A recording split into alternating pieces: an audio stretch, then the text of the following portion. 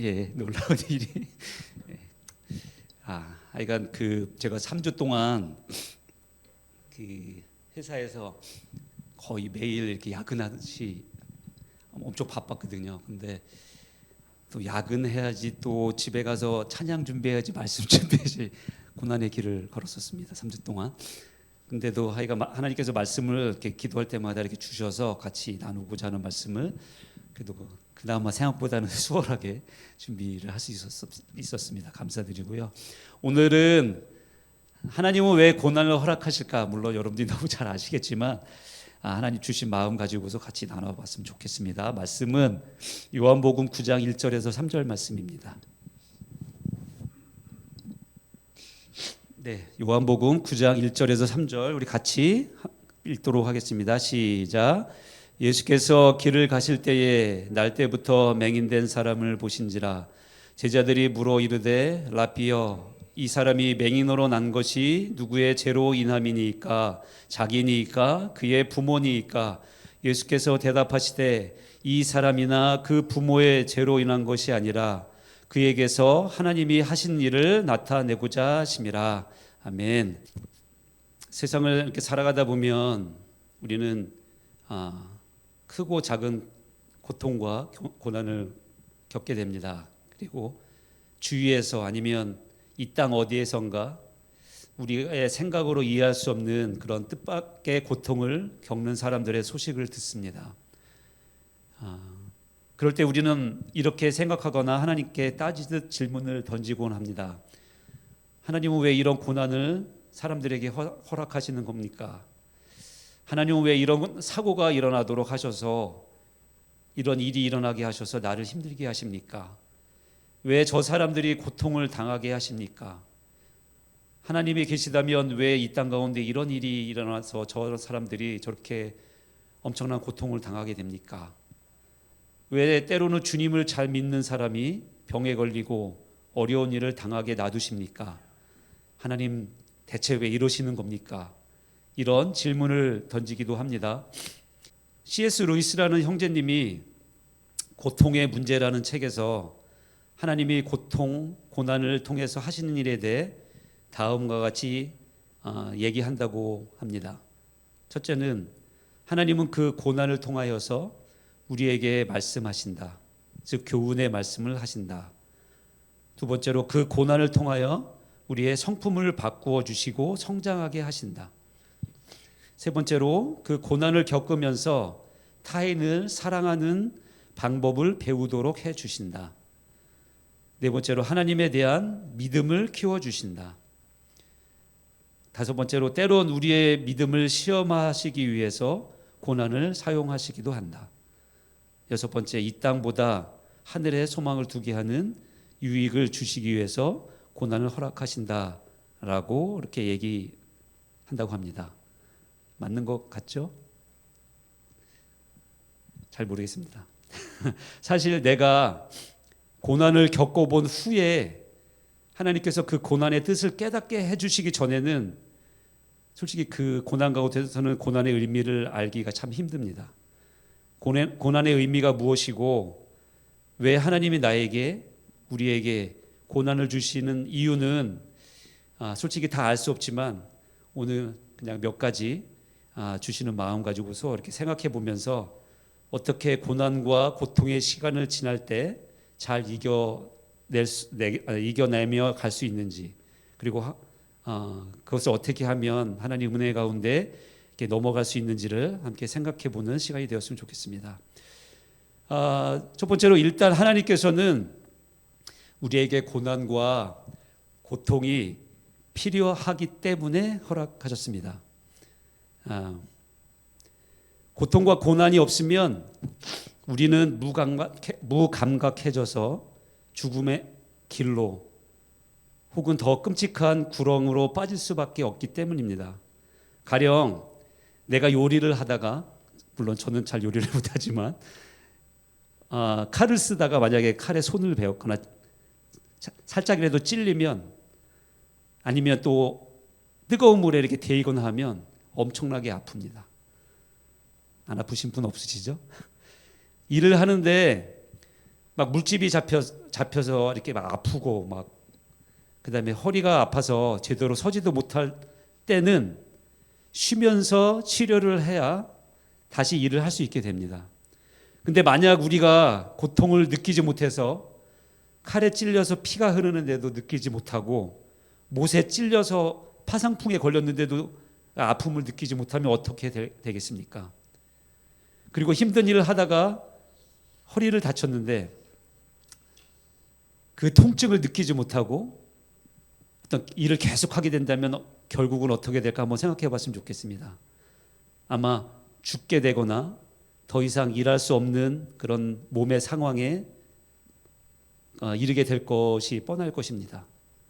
즉 고난과 고통이 있을 때 내가 가는 길이 때로는 잘못된 길이구나. 내가 지금은 쉬어야 하는 시간이구나. 또는 지금은 하나님께 엎드릴 시간이구나 하는 것을 알 수 있게 된다는 것입니다. 그래서 어떻게 보면 고난과 고통이 우리에게 축복이 될 수 있는 것입니다. 구체적으로 왜 고난과 고통이 오는지, 왜 하나님께서 고난과 고통을 주시는지 제가 생각해 본 이유가 몇 가지 있는데 함께 나눠보도록 하겠습니다. 첫 번째는 너무나 잘 아시듯이 우리의 죄 때문입니다. 내가 행하고 있는 죄 때문입니다. 하나님은 죄가 없으신 분이시죠. 근데 우리는 주님 하나님의 자녀가 된 자들임에도 불구하고 죄를 짓고 살고 있습니다. 그 죄 때문에 예수님께서 이 땅에 오셔서 십자가에 죽으셨습니다. 그래서 당연히 하나님은 우리가 죄를 짓는 것을 보고 그대로 두실 수가 없으십니다. 여러분들도 자녀를 키우시지만 자녀가 정말로 나쁜 길을 가는 것을 보고 훈계하지 않으면 자문에도 훈계하라고 하셨죠. 정말 내 자녀, 내가 사랑하는 자녀고 내가 정말 부모라면 훈계하지 않을 수가 없습니다. 그렇게 훈계하지 않고 그냥 놔두면 그 자녀는 점점 더 돌아오기 힘든 길로 가게 되는 것입니다. 그래서 하나님은 고난과 고통을 통해서 그분의 자녀들이 다시 돌아오게 하시는 것입니다. 두 번째는 하나님의 도구로 사용하시기 위해서 나를 낮추시려고 고난과 고통을 주시는 것입니다. 가장 확실한 예가 바로 모세입니다. 모세를 낮추셔서 오직 하나님만 의지하는 사람으로 하나님은 만드셔서 그분의 뜻, 즉 이스라엘 백성들을 출애굽하도록 그 역사를 이루셨습니다. 또 다른 예로는 바로 요셉입니다. 요셉이 형제들에게 팔려가고 보디발의 감옥에 왕의 감옥에 갇혀서 하나님만을 의지하는 것이 형통이라는 것을 깨달았기 때문에 하나님은 그를 한 나라를 치리할 수 있는 통치자로 세우셨던 것입니다. 나를 낮추셔서 그분이 원하는 도구로 사용하시기 위해 하나님은 나에게 고난과 고통을 사용하십니다. 세 번째로 나의 마음과 뜻을 테스트하실 때 고난과 고통을 사용하십니다. 너무 잘 아시다시피 아브라함이 이삭을 제물로 바쳐야 하는 테스트를 통과하고 나서야 내가 정말 나를 경외하는구나 하시면서 아브라함을 열방의 아비로 세우십니다. 그리고 하나님은 출애굽하는 이스라엘 백성들이 하나님을 진심으로 의지하는지를 테스트를 하셨습니다. 그들이 통과할 수 있도록 하나님은 여러 번의 기회를 주시면서 무려 40년을 기다리셨는데도 결국 몇 명 빼고는 통과하지 못해서 광야에서 사라지고 말았습니다. 12명의 정탐꾼도 하나님의 테스트였을 것입니다. 오직 여호수아와 갈렙만 그 테스트를 통과해서 오늘날까지 하나님은 그들의 이름이 우리 가운데 있게 믿음의 선배로 있게 하셨습니다. 네 번째로 제일 힘든 고난과 고통은 무엇이라고 생각하십니까? 성경에서 나오는 제일 황당한 고통을 당한 사람은 바로 욥이라고 여러분들 다 동의하시죠? 하나님의 인정을 받은 그런 의인이 받는 그런 고난과 고통이었습니다. 하나님께서 욥을 신뢰해서 사탄에게 욥에게 고난과 고통을 주시도록 허락했습니다. 하나님을 경외하고 죄에서 떠나 항상 하나님 앞에서 경건하게 살던 욥은 하루아침에 쫄딱 망하고 모든 자녀를 잃고 부인으로부터 저주를 받는, 그리고 부인이 떠나가는 그런 끔찍한 고통과 고난을 당하게 됩니다. 물론 우리가 잘 알다시피 결국에는 하나님께서 장담하셨듯이 욥은 하나님의 이름을 대해서 저주하거나 아니면 불평하거나 했던 것이 하지 않았기에 결국에는 하나님께서 이전보다 더 풍성하게 회복시켜 주신 것을 우리가 알지만, 솔직히 그런 고난과 고통을 당하는 입장에서는 참 힘든 고난과 고통이었을 것입니다. 우리가 살다가 혹시나 아무리 생각해도 내가 왜 이런 고통과 고난이 왔는지를 이해할 수도 없고 하나님께서 깨달음을 주시지 않는 그런 고통과 고난 가운데 있으시다면 이렇게 한번 생각해 봤으면 좋겠습니다. 나는 하나님이 정말 신뢰하는 자녀구나. 하나님이 얼마나 나를 신뢰하고 믿으시면 사탄이 나에게 이런 공격까지 하는구나. 이렇게 한번 그런 가운데서 믿음으로 고백해 볼 수 있는 또한 우리가 되었으면 좋겠습니다. 마지막으로 오늘 본문에서 읽었다시피 하나님의 영광을 드러내기 위한 고난과 고통이 있습니다. 오늘 본문 3절 말씀에 그에게서 하나님이 하신 일을 나타내고자 하심이라. 제자들은 유대인이었습니다. 유대인들의 그 인식 속에서 어떤 사람이 겪는 그런 개인적인 고난은 그 사람이나 부모가 진 죄 때문이라는 의식이 깊게 박혀 있었다고 합니다. 그 눈 먼 사람은 선천적으로 맹인이었습니다.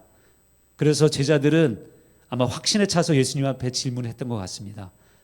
분명 이 사람이나 그 부모가 어떤 죄를 지었기 때문에 이런 고통을 당하는 것이라고. 하지만 예수님은 그 고통을 당하는 사람에게 죄인인 너희도 죄인이면서 어찌 그 사람을 그 사람을 탓하려고 명분을 찾지 말라라는 말씀으로 이해가 될 수 있다고 생각합니다. 어떤 죄의 인과관계가 있는 것이 아니라 오직 그 사람을 통해 하나님께서 영광을 드러내시려고 하시는 그런 것이라고 예수님이 말씀하십니다. 우리는 그 성경에서 이런 경우를 참 많이 봅니다. 정말 하나님께서 영광을 드러내시기 위해서 믿는 자들에게 주시는 그런 고난과 고통. 첫 번째로 생각했던 것은 그 풀무불에 던져졌던 사드락, 메삭, 아벳느고였습니다. 이 사람들은 그들이 어떤 죄가 있어서 그런 고난과 고통을 당하지 않았습니다. 물론 불에 하나도 되지 않아서 고통이었는지는 아니었는지는 모르겠지만 anyway 사람들이 생각하는 그런 죽음의 길에 던져졌습니다.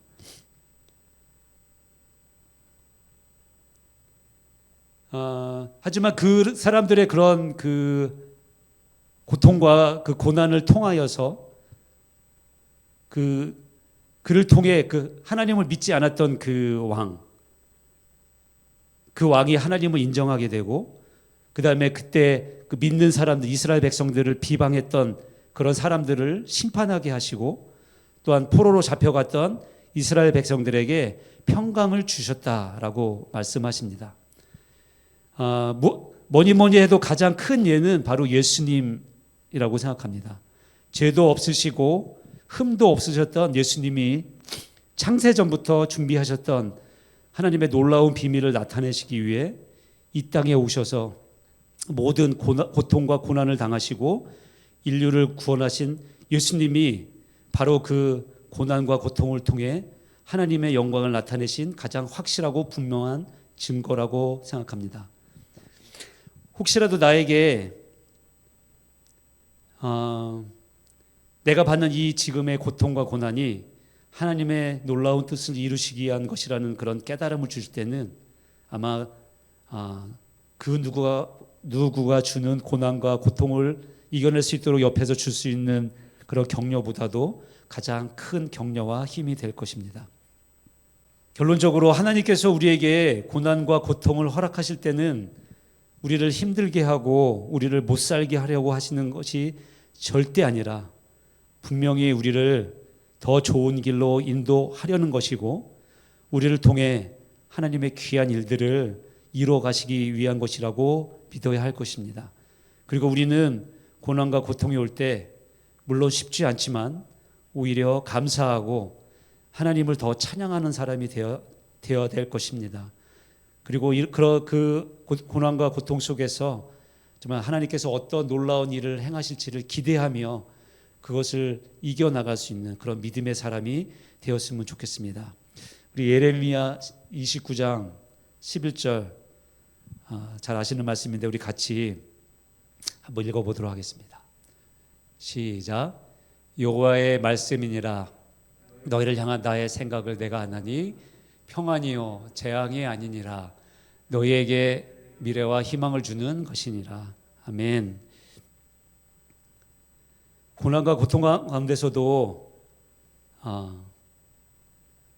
하나님은 우리에게 멸망의 길을 가기 원하시지 않으시고 우리를 더 좋은 길로 인도하시고 우리 가운데 하나님의 놀라운 일들을 행하시기 나는 그런 믿음을 가지고서 우리가 살아갈 때 당하는 모든 고난과 고통을 정말 믿음으로 이겨나갈 수 있는 우리 모두가 되기를 주님의 이름으로 축복합니다. 아멘. 아멘. 별로 아멘이 아니신 겁니다. 네, 아멘일 줄로 믿습니다. 우리 같이 기도하겠습니다.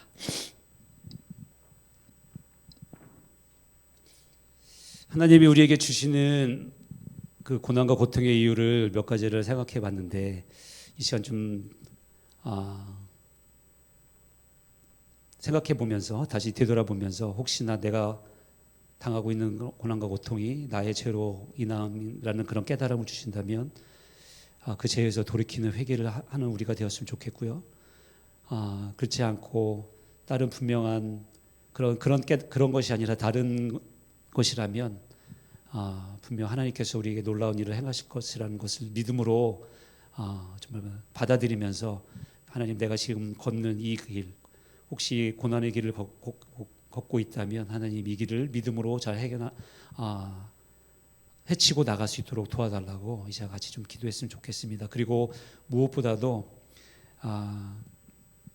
우리 가족이 내 자녀들이 정말로 혹시나 그런 고통과 고난에 있을 때에 정말 하나님께서 말씀하여 주셔서 왜 그것을 겪고 있는지 깨닫게 해주셔서 그것을 알고 죄라면 돌이키고 정말로 아니라면 하나님께 더 믿음으로 견디면서 나갈 수 있는 우리 가족과 자녀들이 될 수 있도록 같이 기도했으면 좋겠습니다. 그리고 우리 교회에 있는 우리 형제 자매들 혹시라도 내가 알고 있는 그런 고난의 가운데 있는 형제 자매가 생각난다면 우리 그분들을 위해서 기도했으면 좋겠습니다. 하나님 붙잡아 주시고 선한 길로 인도하여 주시고 하나님 아버지 어떤 올매에 걸려 넘어지지 않게 하시고 그런 고난과 고통을 통해서 인하여서 하나님을 혹시나도 떠나고 멀리하지 않도록 도와주시고 더 하나님 앞에 달라붙어서 가까이 가서 하나님을 부르짖고 하나님을 강하게 붙들어 달라고 우리 그분들을 위해서 같이 또한 기도하는 시간을 가졌으면 좋겠습니다. 이 시간에는 말치 브레이크 때 유스 코스타 가는 우리 자녀들을 위해서 같이 기도했으면 좋겠습니다. 하나님 정말 이번 기회를 통하여서 하나님 더 깊이 알아가게 해주시고 주님 만나게 해주시고 정말 하나님 평생에 정말 하나님 아버지 하나의 그런 이정표가 되는 정말 내가 정말 하나님의 자녀구나, 나는 하나님 자녀로서만 살아가야 되는구나 하는 그런 인정표가 남기는 그런 시간이 될 수 있도록 성령 우리 주님께서 은혜를 베풀어 달라고 같이 기도했으면 좋겠고, 인도하시는 그 모든 스태프들 그리고 강사님들 가운데 기름 부어 주시도록, 그리고 인솔하시는 우리 전도사님과 간사님과 그리고 선생님 가운데 또한 함께해 주시 달라고, 그래서 그 유스코스타 가운데 정말 하나님의 은혜만 넘칠 수 있도록 사탄의 그런 모든 방해가 제어되고 정말 하나님의 영광만이 나타날 수 있는 그런 시간이 될 수 있도록 같이 동성으로 좀 기도했으면 좋겠고, 그 다음에 아마 청년들도 이제 그 겨울 리트릿을 가는 것 같은데, 청년분들도 그 리트릿을 통하여서 서로 더 하나 되는, 믿음으로 하나 되는 시간, 그리고 혹시나도 마음에 있었던 모든 그런 벽들을 허물고 정말 주님의 사랑으로 더 하나 될 수 있는 시간이 될 수 있도록 우리 청년분들을 위해서 같이 또 기도했으면 좋겠고, 그리고 우리 교회 우리 목사님과 그리고 목사님 가정을 위해서, 그리고 우리 전도사님 양현수 전도사님과 그다음에 이원종 전도사님을 위해서, 그리고 김세희 간사님을 위해서 하나님께서 기름 부어 주시고 정말로 먼저 하나님 그들에게 큰 은혜를 더하셔서 그 은혜가 흘러 넘쳐서 정말 모든 우리 성도들에게, 우리 자녀들에게 정말 영향력이 흘러갈 수 있도록 그들한테 더욱더 기름 부어 달라고, 그리고 또한 삶 가운데 필요한 것들을 항상 채우시고 공급해 달라고 우리 좀 같이 기도했으면 좋겠습니다. 우리 자녀 유스코스타 자녀들을 위해서, 청년부들을 위해서, 그리고 우리 교회 교육자들을 위해서 우리 같이 통성으로 기도하겠습니다.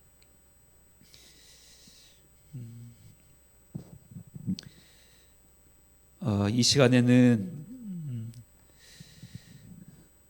우리 그 미국 트럼프 대통령을 좀 위해서 기도했으면 좋겠습니다. 하나님께서 세워 주셨는데 정말 하나님을 경외함으로 그 땅을 통치하는 자가 될 수 있도록, 그 트럼프를 인하여서 트럼프 대통령을 해서 세계에 많은 경제적인 그리고 지정학적인 그런 영향력이 있고, 그 다음에 또 그 트럼프 대통령의 그 말로 인하여서 정말 많은 사람들이 죽을 수도 있고 살 수도 있는 그런 가운데 있습니다. 정말 하나님께서 항상 계시하여 주셔서 하나님을 경외함으로 정말 하나님 그 가운데 서 있을 수 있는 대통령이 될 수 있도록, 그리고 정말 하나님 좋은 영향력을 끼칠 수 있는 대통령이 될 수 있도록 좀 기도했으면 좋겠습니다.